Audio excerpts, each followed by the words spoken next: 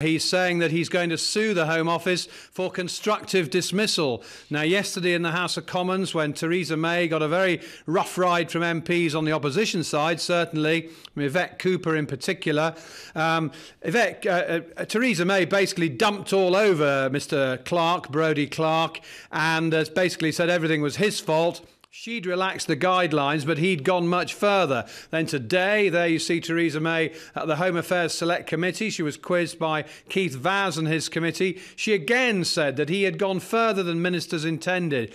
Labour raised the stakes tonight by calling an Opposition Day debate in the House of Commons tomorrow. And, of course, the Home Affairs Select Committee summoned Mr. Clark to appear before them next week. Well, he's obviously decided that he cannot take any more of this, being treated the way he is by ministers, by Theresa May, and obviously by other ministers. And he's walked, but he's not going quietly. He says he's going to sue for constructive dismissal. He probably feels he can speak out much more frankly and candidly when he appears before the Home Affairs Select Committee, if not before, now that he has quit the Home Office. He's not bound by any rules of the Whitehall Protocol. So this is a bombshell for Theresa May, who's already in deep trouble over this, because there are plenty of opposition MPs who think that she has treated Mr. Clark very unfairly, that it's wrong to blame him. She's the Secretary of State. She should take responsibility. So this really does raise the pressure on Theresa May when she appears before MPs tomorrow. Well, let's just reflect for a moment, shall we? I think this is a bit of evidence that she gave to the Home Affairs Select Committee today when she makes it quite clear who she feels was culpable. Let's listen again. I was not aware that the extension of the relaxation of checks had taken place. I was not aware, as I've set out in my initial statement, a number of relaxations were put in place by officials. Brodie Clark, as I understand it, has admitted to the Chief Executive of UKBA that he did go beyond ministerial authority. I was not aware of that this was what had been done. Now, no doubt, John, Brodie Clark's had a chance to listen to those words and reflect and feels he has a case against the Home Secretary.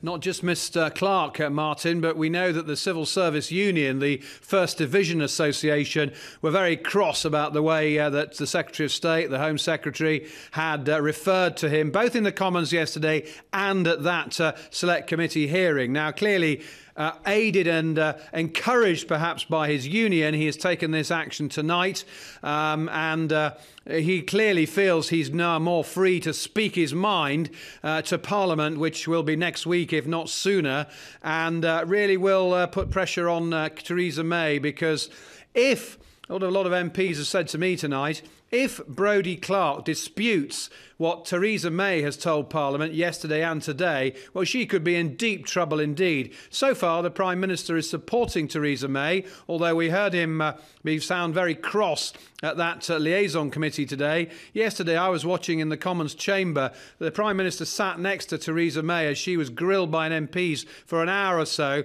but there was no smiling from Mr. Cameron. He looked pretty grim-faced throughout the whole thing, and at the end of her statement, he said hear, hear, but he never patted her on the back, which you sometimes see from the Prime Minister when a minister is in trouble. We have to say that Theresa May is deeper in trouble tonight. She really is under pressure now, and this is a real challenge to her authority by Brodie Clark, the civil servant who has been blamed for this border checks fiasco. John, the Home Affairs Select Committee, if I recall rightly, during the later part of the afternoon, indicated that they would want to hear from Brodie Clark themselves, call him to give evidence. That would be an interesting session, won't it? They've called him to appear one day next week, yes, it's probably the early part of the week. Keith Vaz, who, as you know, is a pretty high-profile Select Committee chairman. He moves pretty swiftly. He realises that to keep this going as an issue, to get to the bottom of what's going on, to get to the truth, and having heard what Theresa May said, he wants to hear from the man himself, the man in the firing line, because as many MPs have put it to me, it may well be that Brodie Clark challenges and contradicts what Theresa May has been telling Parliament. And if that happens, well, she really is in trouble. David Blunkett yesterday said the Home Office was a political graveyard for politicians. Well, it has claimed a few scalps, not least Mr Blunkett himself, as he acknowledges.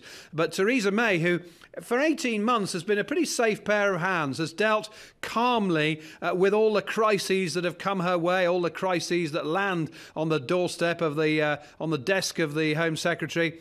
This one is worse, because whatever the officials did, the fact is that she and her Immigration Minister Damien Green did relax the rules. They've admitted that. What their argument is that he went too far. He went beyond what ministers were proposing. Now, Labour have produced a leaked document which rather challenges that says that the civil servants did as ministers asked them. This is what's in dispute. It looks as though Mr Clark is ready to challenge Theresa May, and that's why he's resigned. And if he challenges and contradicts the Home Secretary, his political boss, well, she could be in very serious trouble.